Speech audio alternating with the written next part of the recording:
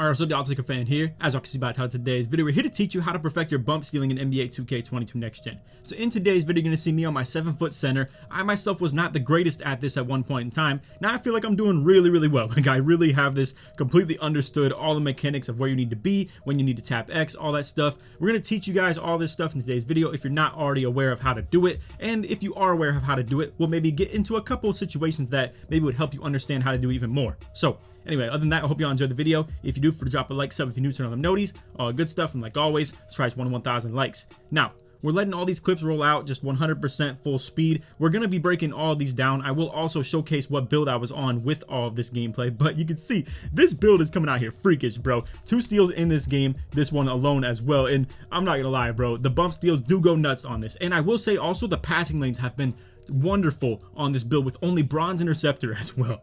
Alright, so like I said, this is the build that I'm using in all of these clips. 7-footer, 7'10 wingspan, and 75 steal rating. Now, none of this matters. As long as you are in the right spot, it doesn't matter what your steal rating is, it doesn't matter how tall you are, it doesn't matter your wingspan. As long as you're in the right spot, and we're going to talk about it in today's video where that right spot is, then you're going to get the steal every single time. Also, here's a look at the defensive badges that I had equipped. I don't have any pickpocket in these clips or anything like that. You don't need it. It's only for on-ball plucks. It's nothing to do with bump steals or anything like that. And as you can see, I do have Gold Hustler on as well. It will help a little bit in terms of tracking the loose balls down if you do pluck it loose. If you want the Hall of Fame on it, you'll probably get every single one of them as long as you have it higher than your opponent or if your player just reacts faster. But either way, these are the defensive badges that I had in the video. Just wanted to clarify, you don't need any pickpocket. And once again, the steal rating, it really is irrelevant. You just have to be in the right spot with it. All right, so this video is going to be a lot shorter than others. At the end of the day, I only have 4 clips that I'm showcasing to you guys. But after this video, I promise you guys will be a better player at doing this exact mechanic. We're going to be talking about all different types of things like when to press X, where to press X, where you want to position yourself, all types of stuff like that, the builds that we're using. And first clip, I want to talk about my build and Kitchen's build. So this is where Kitchen is on the 6'4" right here, 6'5", whatever you want to call it. And I am on my 7-footer. Now, this is a little bit different because I don't have the comfortability of switching everything with him. So when I step up this far, I either need to be willing to accept the fact that when I do blitz like this, I'm abandoning the paint entirely and we have a weak defender in the paint. I'm more so blitzing really hard right here and just giving up the paint entirely with this. Now, at the same time, I'm not gonna lie to you guys, when I'm on this build, I feel like an absolute demigod on defense. Like, I feel like I can make up all the ground in the world. So when I go up this high, which is how far you have to go for the blitz, I feel like I can still get back to the paint, to be honest with you, especially if the dude is not gonna slip right here. But if he did slip, then that means Kitchen isn't getting stuck on the screen. So what you want to kind of do to an extent is react to the screener. If he's gonna set a pick really hard right here, you have the time in the room to be able to go all the way up here, because if he slips, that means I kind of want to get back, and then Kitchen is going to stay back with his point guard right here, and then I have to stay with my guy. Or in the situation where maybe, let's say Tonic with the blue fro right here was on ball and Kitchen is in corner, this is where I want to talk about builds, where if you have multiple people that are super versatile on defense, where you're going to see in some of these clips where Tonic is on ball, I feel so comfortable in going for this blitz right here because I know that he can pick up the big men on the backside. And the only thing that I'm risking by blitzing, if that's the case, is that I am getting out of position on the on-ball player that I'm going to. Because, again, I don't care about the big man at that point. If Tonic, who's 6'9", is on the backside with this, switching onto the big, then all I'm really worried about is the fact of me getting out of place. So, with that, you can see we get that bump steal right there. So now we're going to run it back and talk about where you want to position yourself and when you want to go for this steal to get the bump steal. So, first and foremost, I want to talk about the movement of the guard. If he goes left, Kitchen gets him entirely. I'm on the right side of the screen, but we're not playing sides. It's not like Kitchen takes left, I take right. Essentially, I'm just hedging to his right, and I know that for sure if the guard goes to the left, I can get back and the big man's all mine because Kitchen's already on this side of the screen. So what I'm doing is I'm overplaying this side of the screen because Kitchen's not over here yet, and you can probably understand that the guard wants to go away from where the guard is getting screened. So for instance, this guy wants to go right because Kitchen's on the left side of the screen. He's going to get away from him. So what you want to do is you want to set yourself up parallel with the ball handler. You want to get directly toward where he's going to go. And also in terms of when you want to tap the X button, you're going to want to do it as soon as he makes that burst out of that move right there. So I tap X, boom, right here. It doesn't matter that my player reaches with the wrong hand.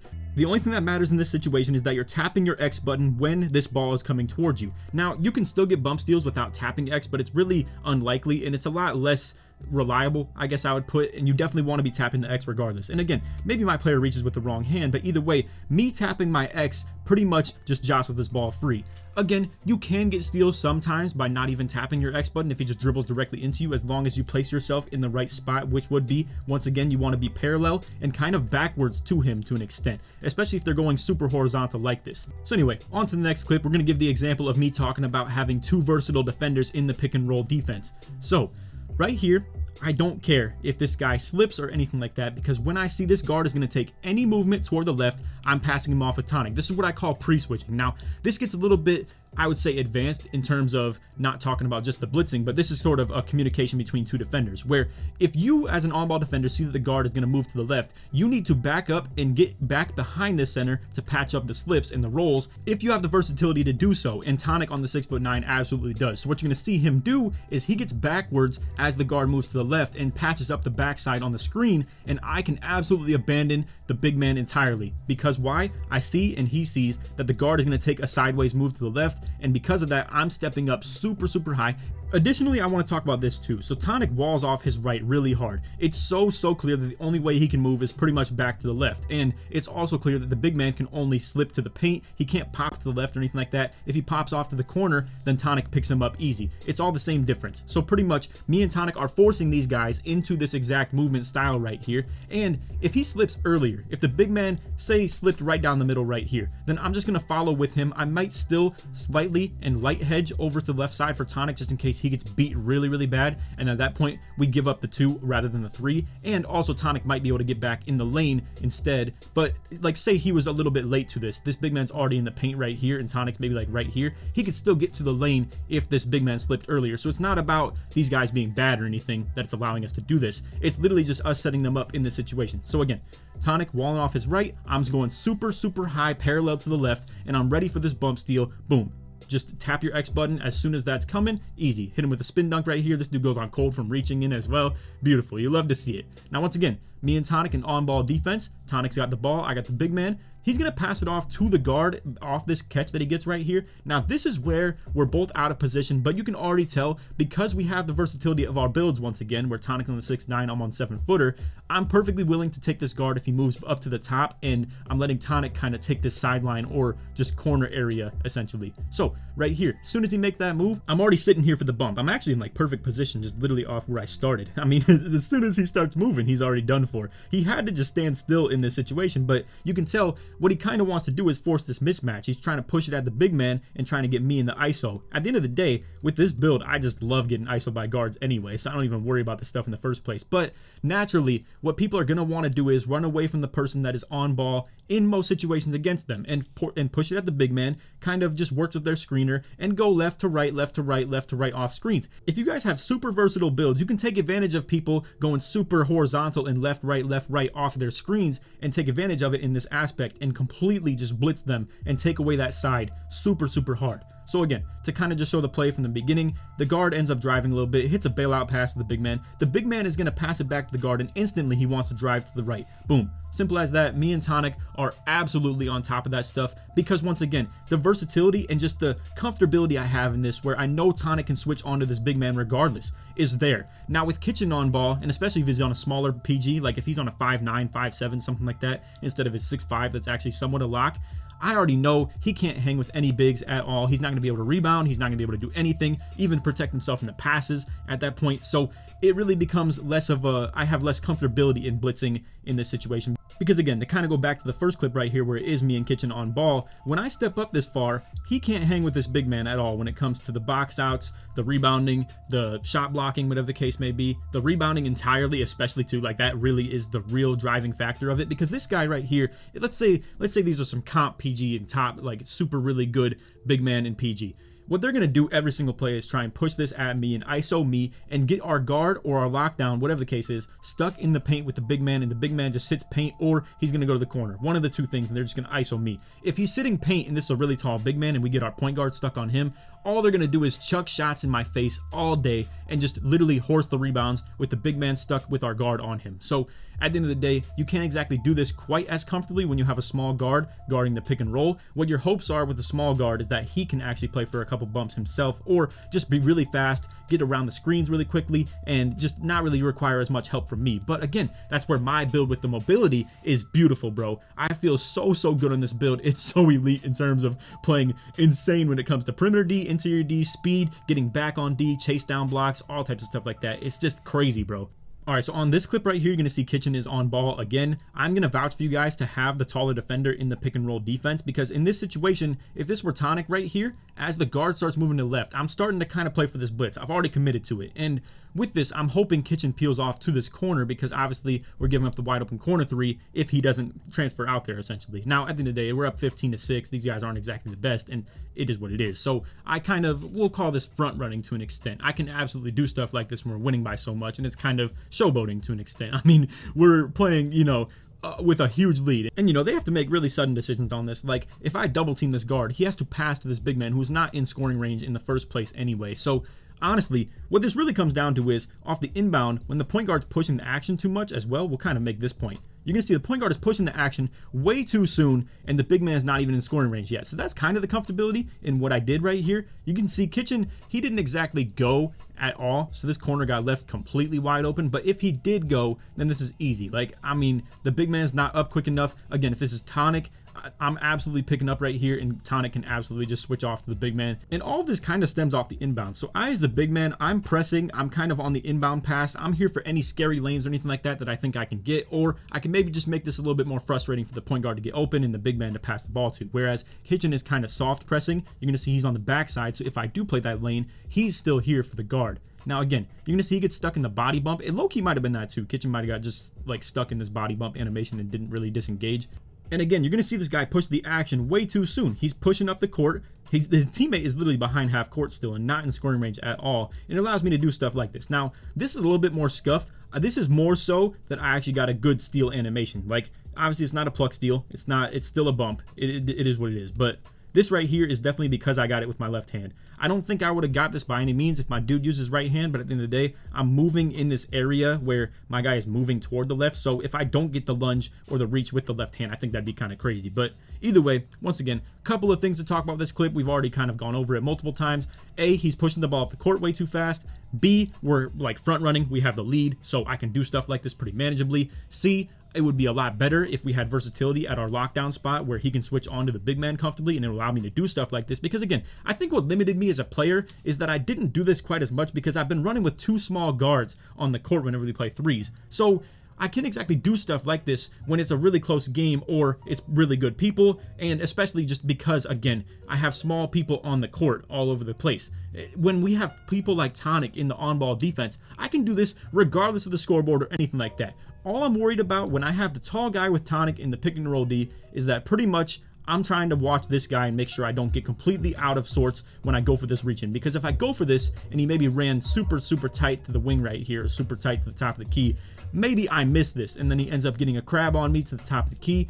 But again, with Tonic, I'm not worried at all about the big man. He's going to be able to patch this up. If you just disregard what's going on with the guard right here and just watch the big man, he's absolutely on that. I mean, as you can see, the camera kind of flips, so you can't exactly see this in continuation, but Tonic is absolutely on this, whether he's in there for the lane or he's on the backside entirely to seal him off, and then this big man would have to go up with a contested shot if he even gets that in the first place. And again, the shot clock, I mean, these guys, they're kind of pushing it at the end of the day. It's 19 seconds. They don't have to really go so aggressive with it, but you can take advantage of people having bot tendencies, going super wide off this. And at the end of the day, again, this is a real big counter when it comes to pick and roll D. It's harder to do this against people who run ISO because they don't go as lateral and side to side, so it's not exactly easy to do so. If you get body up bumps against them, you may end up in some situations where you can just tap your X button real easy as you end up on the side of them, and then boom, just like that, you do get the bump steal. But we're not exactly showcasing that in today's video. again, we're talking about from the big man perspective, and when you have the versatility with your defense, it really is elite, bro. You can do this whenever you want. I can't speak enough to how much I love playing defense like this, bro. Like, I feel very confident in guarding smaller PGs or even taller PGs, whatever the case may be. I feel confident guarding anybody when it comes to the 7-footer build right here. I love guarding the bigs. I love guarding the guards. It is what it is. Same with Tonic. He's 6'9". He feels very confident in getting the box outs and rebounding with the bigs as well. And all he even needs to do as the 6'9" is seal the box out on the big. Like, let's say this guy somehow got a shot off on me, and then boom, this guy is dropping for the rebound. Tonic, all he has to do is box him out. As soon as that shot goes up, if I don't have to put my hands up or anything like that, I can also crash for the rebound off of that as well. Or on top of that too, with the 2 viable defenders and versatile defenders, if Tonic has an easy look at the rebound, I can just take off as soon as that guy shoots the ball on me, and boom, just like that, my 7-footer self is out on the break getting easy dunks, because again, I got really good speed with this build still, even at that. So again, we're gonna run this back one more time to kind of just address everything. Once again, this is me in kitchen. I'm just going for the blitz. It is what it is. It's definitely like, think of football blitz rather than me to just give the term blitz. I'm sending the heat, and if it misses, then we just give up points. It is what it is. Whereas this one, like right here, where we have Tonic on ball, it's not exactly send the heat and we just completely miss if it doesn't work. It's definitely getting patched up with 2 people still able to absolutely hold their own on either of the builds. Again, this one right here, it's not exactly conventional. Like, this big man ends up passing the guard back right here, and then boom, I'm just in the exact spot that I would want to in the first place, so it works out perfectly fine with that. And again, speed. I mean, bro, like, both these builds have insane ability to just get back on D. And, you know, at the end of the day, I did mention in the video that I don't think you need to be on a particular build to be able to get bump steals like this right here. You can do this on any build at all. Doesn't matter what height you are, doesn't matter your steal rating, doesn't matter your speed at all. Now, what does matter, like I said, is your versatility a little bit. If you're 7'3" and you don't exactly feel confident in terms of holding your own with the guard, and on top of that too, for whatever reason, you have a 7'3" guarding pick and roll, and if you have a 5'9" point guard guarding ball, it becomes a really bad situation. You can't exactly switch anything. I mean, your point guard's too small to switch on the bigs, and you're too tall to switch on the guards, unless you feel really confident about that. I know a lot of 7'3s out there that do feel pretty good about their on-ball defense, but either way, again, it all comes down to versatility. If you have 2 6'9s or something like that, or a 6'7" and a 6'9 guarding ball, and then one guy guarding backside, this stuff gets elite. It's really tough for these guards to move off that. And again, if you're doing stuff like this where you're getting really blitz heavy, it makes it really hard for these point guards to move lateral at all off the pick and roll. I mean, this dude literally cannot go wide off of that. And again, Tonic is walling off his right side, so where does he even go? He really can't until the big man slips, but if the big man slips early, then boom, Tonic's patching up the backside, and I'm on the left, and I'm ready for the guard to step up, and Tonic's back here even further. And this is where I'm talking about the pre-switch stuff. It gets really nasty, bro. If you have 2 guys who can play sides, and you get really nice with the pre-switch, and getting Tonic onto this backside early, and me onto the front side early, and ready to blitz this, I'm not gonna lie, bro, I don't know what could be any more frustrating. And this got even worse before patch 2, when it was 2 6'9s that could sit in the passing lanes on ball. You could almost realistically double team the point guard, sit there in the passing lanes on ball, and just tap your X button or hold LT and hope for the best. I love that the patch definitely addressed things like this. People with 2 versatile defenders, you have to actually play real defense now and do stuff like this that requires a little bit more of skill or strategy or communication between your 2 defenders, and I would even say chemistry to an extent, where me and Tonic know this whole pre-switch thing. And I'm not gonna lie, I have other people that I've done this with better in the past, like me and Dope back in 2K20. It was definitely the best I've ever seen. Like, the pre-switch stuff was there, and you get this chemistry off playing things like 2v2 where you can't exactly give up easy 2s. If you're out here like 3 and up super hard, obviously Tonic can play super high and we'll just give the slip all day, but you can't exactly get away with doing that all game unless you're playing like amazing offense. If you have mediocre offense on your team though, you absolutely have to come out here and do stuff like this, get stops, be able to like, you know, send Tonic onto the backside instead of just being a bot and not even paying attention and just sitting up here and we're just pretty much double teaming. At that point, the big is gonna slip on you. You're gonna give up 2-point shots, especially if you don't have another elite defender out the corner to play a lane down, or if you have supreme height even at this position, then you can drop down, maybe bait a little bit, get the shot blocks. But honestly, in that situation, Kitchen can't even drop really because nobody's even close to rotating to his corner. So the only thing you could really even do is maybe play a passing lane if you wanted to blitz that. But either way, we'll maybe talk about that in a different video. I hope y'all enjoyed the vid. If you did, feel free to drop a like, sub if you're new to noties, all good stuff. And like always, tries 1 to 1,000 likes.